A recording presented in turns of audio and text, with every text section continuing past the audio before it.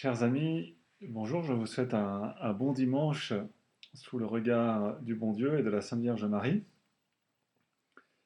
Nous sommes aujourd'hui dans la forme extraordinaire le dimanche de la Passion, dans la forme ordinaire le cinquième dimanche de Carême. En tout cas, nous approchons de la grande semaine, de la Semaine Sainte. Et bien, nous sommes toujours confinés, nous souffrons de manquer de la messe.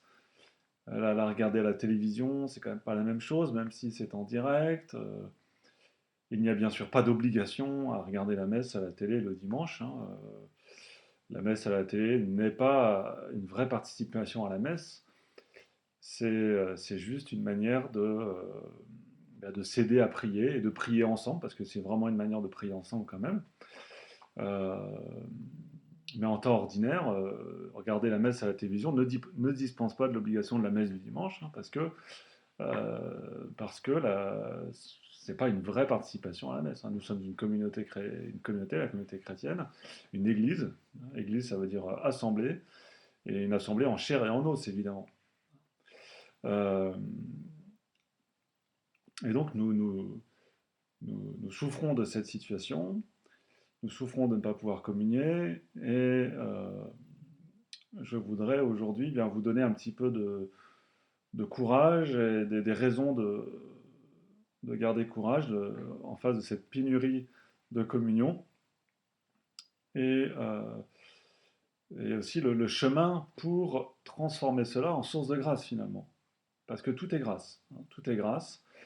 Euh, ce que Dieu permet, c'est notre bien, à condition que nous le vivions justement en conformité avec Jésus. Donc nous avons le moyen de transformer cette pénurie en source de sanctification pour nous. Il y a des choses qui ne dépendent pas de nous, et qu'elles soient bonnes ou mauvaises, voilà, que les choix soient bons ou pas bons, on n'y peut rien, c'est comme ça. Et, euh, et dans cette mesure-là, eh bien, en faisant ce qui dépend de nous, nous y trouvons notre sanctification. Et pour essayer de mesurer, de comprendre quelle est la manière de faire, hein, pour nous éclairer, pour nous aider, nous encourager, j'ai choisi aujourd'hui de vous lire un passage d'un livre qui s'appelle La confiance en la divine providence. Confiance en la divine providence, c'est un livre du père Jean-Baptiste de Saint-Jure, qui était un jésuite du XVIIe siècle, hein. Nous retournons au XVIIe siècle. Le XVIIe siècle, c'est quand même c'est le grand siècle des grands saints, hein. C'est, euh, il y a une vie spirituelle foisonnante. C'est le siècle de Saint François de Sales, c'est le siècle de Saint Vincent de Paul, et de, de Madame Acari, je ne sais pas si ça vous dit quelque chose, et de Saint Jean-Eudes. Et parmi les amis de Saint Jean-Eudes, il y avait un certain Gaston de Renty qui est donc, dont le père de Saint-Jure a été le directeur spirituel. Gaston de Renty, c'était un laïc, un pieux laïc qui a marqué son temps aussi. Euh, Ça montre que l'apostolat et la sainteté des laïcs n'est pas une invention du Concile Vatican II, mais, mais déjà on avait compris au XVIIe siècle largement qu'un laïc pouvait se sanctifier. Gaston de Renty fait partie de ces personnalités laïques euh, très, très, très intéressantes justement, qui ont une action importante dans la vie de l'Église de France au XVIIe siècle. Euh, pour nous aider, je vous prendrai d'abord deux exemples. L'exemple de Sainte Jeanne de Chantal. Sainte Jeanne de Chantal, donc, fait partie de ces grandes saintes du XVIIe siècle. Vous savez que c'était, on va dire, la protégée de Saint François de Sales, hein, et c'est elle qui a fondé les sœurs de l'ordre de la Visitation. Et Saint François de Sales était son accompagnateur spirituel et un grand ami, un véritable ami spirituel. Et Sainte Jeanne de Chantal, un jour étant malade, ne pouvait pas communier. Vous savez qu'à l'époque, le jeûne eucharistique était bien plus sévère que maintenant. Donc on ne devait pas communier si on avait mangé euh, depuis minuit, hein. Donc pour pouvoir communier, il fallait n'avoir rien mangé depuis minuit. Et si on avait pris des médicaments, on avait rompu le jeûne eucharistique, on ne pouvait pas communier. Et donc Sainte Jeanne de Chantal, malade, ne pouvait pas communier. Et elle s'en plaignait à Saint François de Sales, disant ouais, c'est trop triste, je ne peux pas communier, etc. Et Saint François de Sales lui répond euh, l'important, c'est de faire la volonté de Dieu. C'est là qu'est votre sanctification. Si Dieu ne veut pas que vous communiez en ce moment, eh bien, vous faites la volonté de Dieu. C'est ça qui compte. Il n'y a rien de plus important, rien de plus grand. Et donc, Sainte Jeanne de Chantal s'en est trouvée consolée, effectivement. Elle faisait la volonté de Dieu en ne communiant pas de fait dans ces circonstances. Et elle obéissait à une loi de l'Église. Cette loi de l'Église disait cela. Euh, je prendrai un autre exemple, le bienheureux Charles de Foucauld. À l'époque, la loi, c'était qu'un prêtre ne pouvait pas dire la messe s'il n'avait pas au moins une personne pour y assister. Aujourd'hui, cette règle existe toujours, mais elle est atténuée dans le sens où on dit euh, que, que si jamais un prêtre n'a personne, eh bien que ça ne soit pas une raison pour qu'il ne dise pas sa messe quotidienne. Donc, comme on est encouragé à dire la messe tous les jours, eh bien, même si il faut essayer d'avoir quelqu'un, mais si on n'a personne, ça ne doit pas être une raison pour ne pas la célébrer. Mais à l'époque, au début du XXe siècle, à la fin du XIXe, début XXe siècle, il n'était pas permis pour un prêtre de célébrer la messe avec personne. Et vous savez que Charles de Foucauld est allé au désert. Et pour se retirer, pour être une présence chrétienne au milieu des musulmans. Et il lui arrivait parfois pendant des semaines de ne pas pouvoir dire la messe, parce qu'il n'avait personne pour y assister. Et même le dimanche, il ne célébrait pas. Il était prêtre et il ne célébrait pas la messe le dimanche, en obéissant aux lois de l'Église. Et il a fini par obtenir une permission spéciale, un adulte, pour pouvoir célébrer la messe tout seul. Alors, tout ça pour dire qu'on voit chez ces saints qu'il y a une réalité qui est au-dessus même du sacrement, qui est la soumission à la volonté de Dieu. Et c'est ce qui fait que des nombreux chrétiens ont pu tenir dans la communion au Christ sans la communion sacramentelle, comme ces chrétiens du Japon ou de Corée qui pendant des siècles n'ont pas eu de prêtre avec eux, mais qui ont gardé la foi fidèlement. Ce n'est pas une raison pour se réjouir de ce qui se passe, hein, et nous attendons avec impatience le moment où nous pourrons retrouver le chemin normal de la grâce, qui est le sacrement physique de l'Eucharistie, de Jésus qui se donne en nourriture physiquement pour nous. Et donc, après ces exemples, je vous lis donc un passage de ce livre qui s'appelle « Dans la privation des grâces extérieures ». Nous devons pratiquer la conformité à la volonté de Dieu dans la privation des moyens de salut extérieurs ou sensibles qu'il lui plaît de nous retirer. Par exemple, un directeur ou un ami qui vous guide et vous encourage vous est enlevé. Il vous semble que privé de son secours, vous ne pouvez plus vous soutenir. Et en effet, il y a dans ce que vous éprouvez quelque chose de vrai. C'est que réellement vous êtes incapable de marcher seul. Un secours vous est indispensable, et voilà pourquoi ce sage directeur, cet ami vous avait été donné. Mais Dieu vous aime-t-il moins aujourd'hui qu'il ne vous aimait lorsqu'il vous fit ce don? N'est-il plus votre Père? Et un Père tel que lui abandonne-t-il ses enfants? Le guide que vous regrettez vous a, il est vrai, heureusement conduit dans les chemins que vous avez parcourus. Mais était-il également propre à vous diriger dans le trajet à parcourir encore pour parvenir où vous êtes appelés? Jésus-Christ, notre divin Maître, a dit de lui-même à ses apôtres: « Il vous est avantageux que je m'en aille, car si je ne m'en vais pas, le Consolateur ne viendra point à vous, mais si je m'en vais, je vous l'enverrai. » Cela étant, qui oserait dire qu'il ne lui est point avantageux d'être privé d'un directeur, d'un ami quelque excellent, quelque saint même qu'il puisse être? Mais sais-je, me répondrez-vous, sais-je si ce n'est point un châtiment que mes infidélités m'ont attiré? Je le suppose. Eh bien, sachez que les châtiments d'un père deviennent pour les enfants dociles des remèdes salutaires. Voulez-vous donc désarmer le bras de votre Père céleste, toucher son cœur, l'obliger même à vous combler de nouvelles grâces?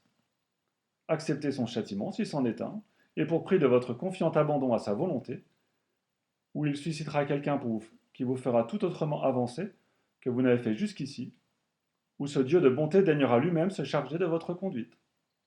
Il vous enverra son Esprit Saint, comme à ses apôtres. Sa lumière éclairera vos pas, et l'onction de sa grâce vous fortifiera admirablement. Autre exemple. Votre vie est toute consacrée à la piété, par des exercices qui sont comme la nourriture de votre âme. Mais une maladie vient rompre la chaîne des pieuses pratiques que vous vous étiez imposées. Déjà, vous ne pouvez plus assister à la Sainte Messe, même le jour du dimanche. Vous êtes privé de l'aliment sacré de la communion, et bientôt votre état de faiblesse vous interdira jusqu'à la prière. Âme pieuse, ne vous plaignez pas. Vous êtes appelé à l'honneur d'alimenter votre âme en participant avec Jésus-Christ même, à une nourriture que peut-être vous ne connaissez pas, mais dont l'usage fera de votre maladie un puissant moyen de sanctification.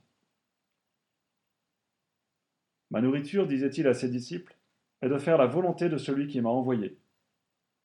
C'est cette même nourriture qui vous est présentée. Et remarquez-le, ce n'est que par elle qu'il nous est donné de vivre pour la vie éternelle. La prière même est inefficace si elle n'est vivifiée par ce salutaire aliment, ainsi qu'il est dit dans ce passage du Saint-Évangile. Tous ceux qui me disent Seigneur, Seigneur, n'entreront pas dans le royaume des cieux, mais celui-là y entrera qui fait la volonté de mon Père. Or, vous le savez, c'est Dieu qui vous réduit à l'état où vous êtes. C'est donc lui qui vous dispense de vos pratiques de piété, ou plutôt qui vous les interdit. Ainsi, ne vous inquiétez pas, mais prenez garde qu'il attend de vous, en échange, que vous vous exerciez davantage à faire sa volonté en renonçant à la vôtre. Et c'est afin que vous fassiez de cet exercice votre principale nourriture, que le moyen d'en user vous est si fréquemment donné. En effet, que de contrariétés, que de sacrifices la maladie ne vous impose-t-elle pas? Ce sont des projets qu'elle dérange, des dépenses qu'elle occasionne, des remèdes qui répugnent, des maladresses, des négligences de la part de ceux qui vous soignent. C'est enfin une multitude de petites choses qui vous blessent. Que d'occasions pour vous de dire « C'est Dieu qui le veut ainsi, que sa sainte volonté soit faite ». Mettez donc vos soins à ne laisser échapper aucune de ces occasions, et vous serez alors au rang des âmes les plus chères à Jésus. Car quiconque a-t-il dit « Fais la volonté de mon Père qui est aux cieux, celui-là est mon frère » Pardon, je reprends. Car quiconque, a dit Jésus, fait la volonté de mon Père qui est aux cieux, celui-là est mon frère, et ma sœur, et ma mère. Autre exemple encore. Une de nos grandes solennités approche. Vous vous y disposez de votre mieux, et déjà vous vous sentez animé d'une ferveur qui vous semble un avant-goût des consolations que vous recueillerez en ce beau jour. Cependant, ce jour arrive, et voilà que vous n'êtes plus le même. Au sentiment que vous éprouviez a succédé une désolante sécheresse. Vous êtes incapable de produire une seule bonne pensée. Gardez-vous de vous livrer à des efforts inquiets pour en sortir. C'est Dieu lui-même qui vous y a mis, et vous savez que de sa part, il ne vient rien qui ne soit bon, et qui ne produise à quiconque le reçoit avec soumission de grands avantages. Acceptez donc votre situation de sa main, vous tenant autant que possible dans le recueillement en sa présence, et vous soumettant à lui comme un malade se tient devant son médecin et se soumet à son action, dans l'attente de la guérison qu'il espère de ses soins.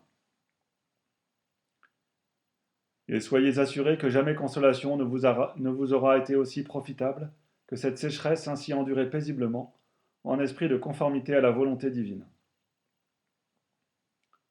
Ce n'est point en effet ce que nous ressentons, qui nous dispose aux grâces de Dieu. Ce qui nous y dispose est l'acte de notre volonté, et cet acte ne se sent pas. Il peut bien être accompagné de quelque chose de sensible, mais ce sentiment n'ajoute rien à son mérite. Aux yeux de Dieu, l'absence de ce sentiment, ou même la présence de sentiments opposés que l'on désavoue, ne lui ôte rien. Ainsi, pénétrez-vous de cette vérité que la prière n'a pas besoin d'être sentie pour être efficace, qu'elle consiste uniquement dans le mouvement de la volonté vers Dieu, mouvement qui de sa nature n'a rien de sensible. J'ajoute qu'il en est de même de l'opération de Dieu sur notre âme. On peut la comparer aux effets que produit en nous la nourriture corporelle. De même que la vertu de cet aliment se répand comme à notre insu dans nos membres, pour les réparer et les fortifier, aucune sensation ne nous avertissant de son écoulement salutaire, de même aussi Jésus-Christ, l'aliment céleste, qui nous est donné pour nourriture spirituelle, opère-t-il secrètement sur nos âmes. Mais le malheur est que l'on veut tout sentir.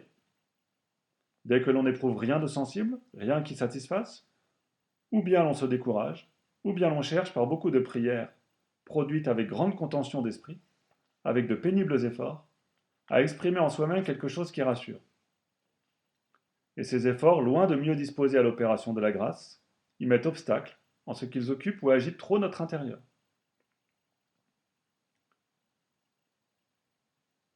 On rapporte que sainte Catherine de Sienne, ayant un jour demandé à notre Seigneur, qui se communiquait avec tant d'abondance aux patriarches, aux prophètes et aux premiers chrétiens, pourquoi ces divines communications étaient beaucoup plus rares de son temps. Notre Seigneur lui répondit que c'était parce que ces grands serviteurs de Dieu, désoccupés et vides de l'estime d'eux-mêmes, venaient à lui comme des disciples fidèles, se tenant dans l'attente de ses divines inspirations, se laissant mettre en œuvre comme l'or dans le creuset, ou peindre de sa main comme une toile bien préparée, et lui laissant écrite dans leur cœur sa loi d'amour. Tandis que les chrétiens de son époque, agissant comme s'ils ne les voyaient ni ne les entendaient, voulaient tout faire et parler tout seuls, et se tenaient ainsi tellement occupés et agités qu'ils ne le laissaient pas opérer en eux. Remarquez que ce divin Sauveur avait déjà voulu nous prémunir contre un tel excès dans son saint évangile. Il y est dit, « Quand vous prierez, n'affectez point de parler beaucoup comme font les païens qui s'imaginent qu'à force de parler, ils seront exaucés. Ne leur ressemblez donc pas en cela, car votre Père céleste sait de quoi vous avez besoin avant que vous ouvriez la bouche pour le lui demander. » Voilà, chers frères et sœurs, une lecture qui me paraît bien opportune, que nous pouvons prendre le temps de méditer. Et parfois, si en face d'épreuves de ce genre, c'est-à-dire que nous sommes privés de ce qui normalement est notre droit, notre dû, notre bien spirituel que le Christ nous a donné, il importe alors de purifier notre désir en le rapportant à la volonté de Dieu, en apprenant à offrir cette peine-là elle-même, euh, pour que cette souffrance-là, cette souffrance qui est légitime, mais qui parfois peut être mélangée un peu aussi d'attachement à sa volonté propre, euh, soit l'occasion d'une croissance spirituelle et non pas d'une forme de révolte contre, contre la volonté de Dieu euh, en face de cette épreuve. Songeons aussi peut-être à d'autres qui endurent malgré eux des souffrances nettement plus grandes que cela et que nous partageons d'une certaine manière maintenant. Amen.